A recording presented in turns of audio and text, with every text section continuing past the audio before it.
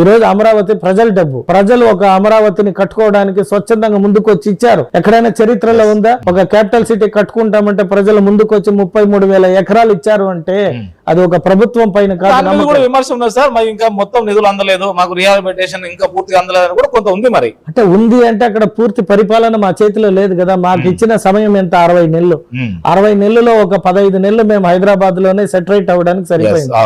తర్వాత 35 నెలలు అవకాశం మనకు ఉన్నింది.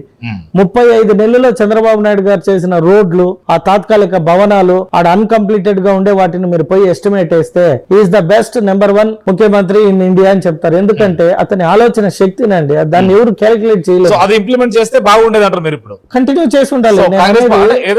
అట్లీస్ట్ అది ఎవరి డబ్బు? ప్రజల గారు కూడా చేస్తే బాగుండేది. నువ్వు అంత చేయకపోయినా కూడా నీకు సాధ్యమైనంత చేసున్నా కూడా చరిత్రలో నీకు ఒక పేరు ఉండేది. కంటిన్యూడ్ అని. ఈ 3 రాజధానుల వల్లనైనా 3 రాజధానులు అంటే ఇప్పుడు మాకంటే అవకాశం లేకపోయి ఉండింది. మీకు సంపూర్ణంగా 60 నెలలు అవకాశం ఇచ్చారు. చంద్రబాబు నాయుడు గారు బేస్మెంట్ వేసి పెట్టారు. నువ్వు దానిపై నిర్మించడం ఒకటే పెండింగ్.